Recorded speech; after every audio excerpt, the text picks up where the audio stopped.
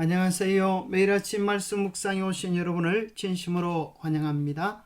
9월 23일 월요일, 돌이 굴려져 있는데 생각할 문제: 기독교는 어떤 기초 위에 굳건히 서 있는가?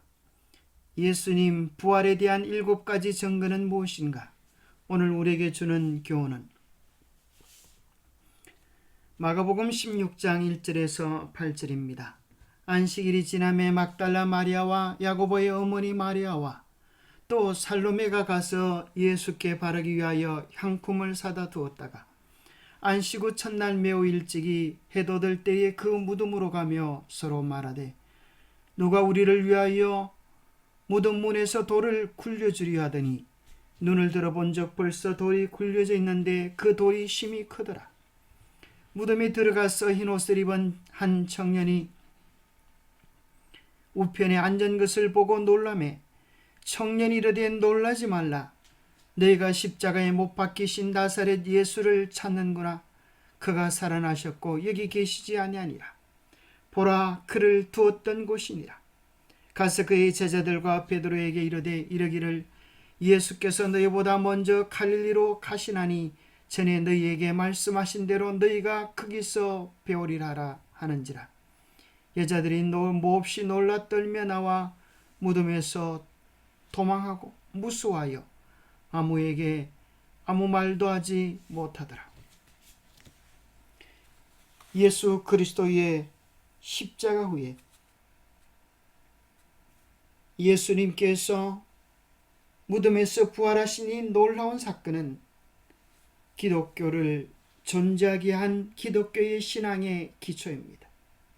만약 예수님이 무덤에서 부활하지 못하셨다면 기독교는 존재할 수 없었을 것이고 사도행전의 놀라운 역사는 기록되지 못했을 것입니다. 고린도전서 15장에서 사도 바울은 이야기하기를 만일 죽은 자의 부활이 없으면 그리스도께서 다시 살아나지 못하셨으리라. 그리스도께서 만일 다시 살아나지 못하셨으면 우리가 전파하는 것도 헛것이요 또 너희 믿음도 헛것이며 그리스도 안에서 잠자는 자도 망하였으리니 만일 그리스도 안에서 우리가 바라는 것이 다만 이 세상의 삶뿐이면 모든 사람 가운데서 우리가 더욱 불쌍한 자이리라. 사도 바울은 이야기합니다. 그리스도의 부활의 역사적 사실의 기초에서 우리가 복음을 이렇게 기쁘게 담대히 전가하고 예수 그리스도를 우리의 개인의 구주로 영접하고 받아들인다.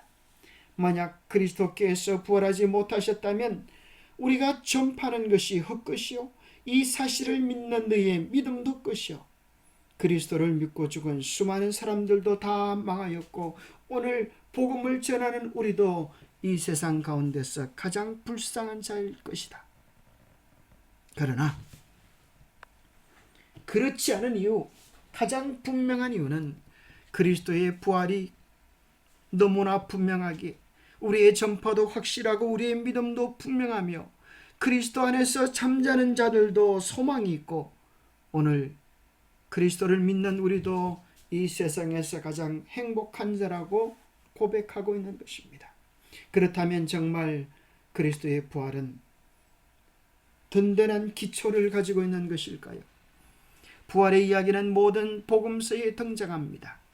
복음서 저자들은 서로 다른 관점에서 이야기를 제시하지만 모두 고린도전서 15장 1절에서 8절에 기록된 핵심 개념을 포함하고 있습니다. 죽으시고 묻히시고 살아나시고 친히 그 증거를 보이신다고 하는 이 4가지 개념이 반복해서 나타납니다.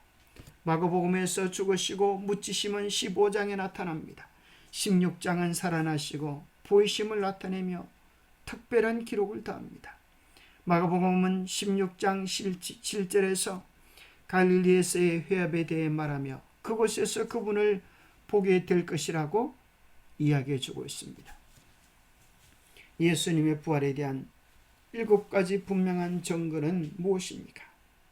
첫 번째는 고린도전서 15장에 나와 있는 이 말씀 속에서 발견할 수 있습니다.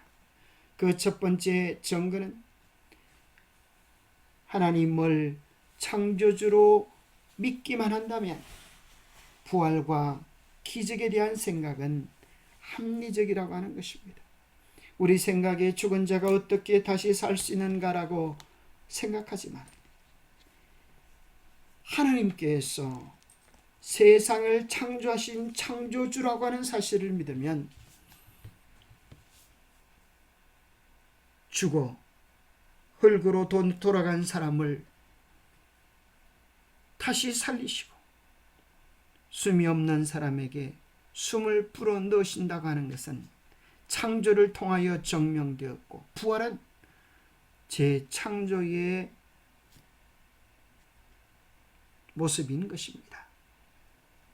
하나님이 창조주시라면, 없는 것을 있게 하시고 생명의 주인이시라면 부활을 믿는 것은 아무런 문제가 없는 사실입니다.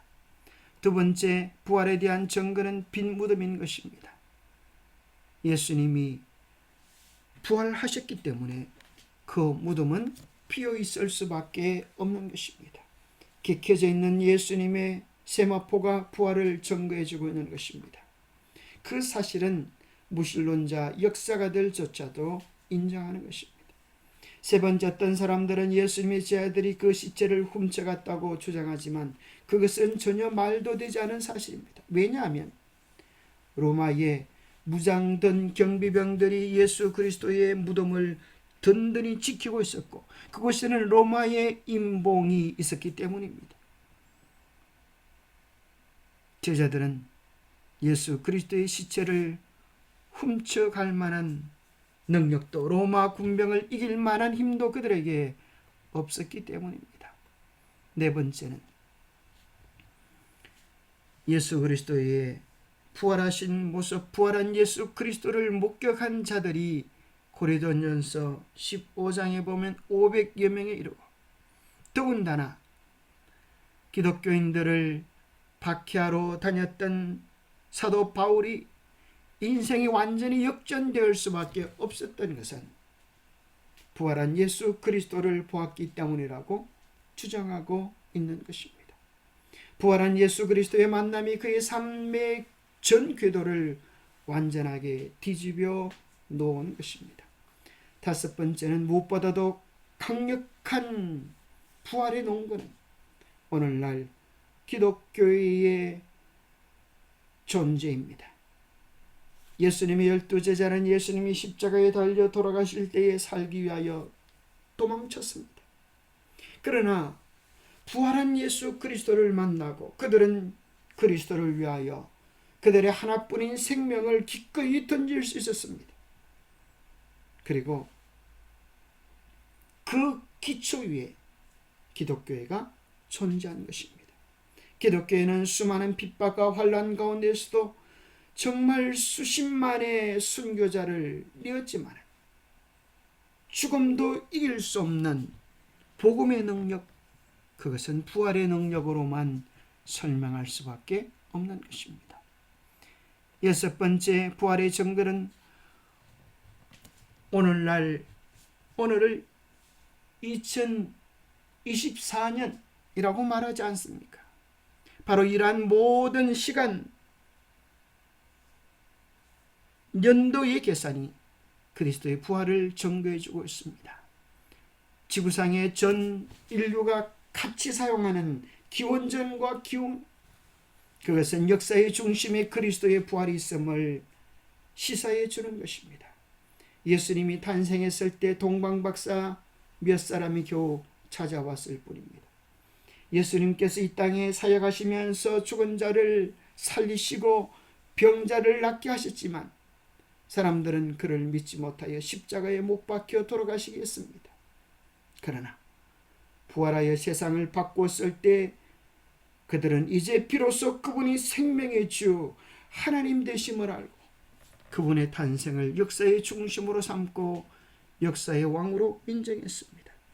그래서 오늘 2024년이라고 하는 것은 역사적으로 그분께서 탄생하신 지 2024년이 되었다고 하는 역사적 증거입니다. 일곱 번째는 이 땅에 존재하는 모든 만물의 씨앗이 부활을 증거합니다. 죽음의 계절인 겨울과 생명의 계절인 봄이 그 사실을 논증합니다. 바울은 고린도전서 15장 35절 36절에서 이 말씀을 우리에게 설명합니다. 누가 묻기를 죽은 자들이 어떻게 다시 살아나며 어떠한 몸으로 오느냐리니 어리석은 자여 내가 뿌리는 씨가 죽지 않으면 살아나지 못하겠다고 말씀하십니다. 우리가 먹는 모든 양식들이 씨앗 속에서 죽음 속에서 부활하여 살아난 그 열매를 먹고 우리가 살아간다고 이야기하고 계시는 것입니다. 땅에 묻혀지는 씨앗은 무덤에 장사 지내는 그리스도의 몸과 같습니다. 그러나 거기서 끝나는 것이 아니고 씨앗은 싹이 돋고 열매를 맺어서 더 크고 놀라운 수확을 우리에게 안겨주는 것처럼 그리스도의 부활은 우리에 대한 그 소망을 증폭시켜 주고 말 것입니다. 영감의 교훈입니다. 그들은 예루살렘 도성에 들어가서 많은 사람 앞에 나타나 그리스도께서 죽음에서 살아나셨고 우리도 그분과 같이 일어났다고 선포한다. 그리하여 부활의 성스러운 진리가 불멸의 것이 되었다. 부활한 성도들은 주의 죽은 자들은 살아나고 우리의 시체들은 일어나리다라는 말씀이 진리임을 증거하였다. 그들의 부활은 티끌에 거하는 자들아 너희는 깨어 노래하라. 주의 이슬은 빛난 이슬이니 땅이 죽은 자를 내어 놓으리로다 하는 예언의 성취에 대한 예정이었다. 기도하겠습니다. 하나님 아버지, 무덤의 문을 열고 부활하신 주님의 능력과 권세를 우리가 믿습니다. 누구도 열 수 없는 문을 열어주신 주께서 우리에게 새로운 문을 열어주시며 변화시켜 주시기를 기도합니다. 세기를 열어주시고 생명을 주시는 놀라운 진리를 언제나 기억하게 도와주시옵소서. 우리의 삶에 당하는 역경과 시련과 환난, 그것이 어떠한 것일지라도 부활의 능력, 생명의 주님 앞에 장애가 될 수 없음을 믿게 하시고 믿음으로 주님께 기도함으로 우리의 삶의 현실적인 문제들도 해결되어지는 은혜들을 경험하게 도와주옵소서. 주님의 놀라운 권세를 날마다 맛보고 경험하는 우리 모두가 되도록 축복하여 주시옵기를 우리 주 예수 그리스도 이름 모자하여 간절히 간구하옵나이다. 주님, 그 놀라운 사랑을, 주님의 그 놀라운 능력을, 주님의 그 놀라운 은혜를 매일 경험하며 살아가는 우리 모두가 되시기를 축복합니다. 감사합니다.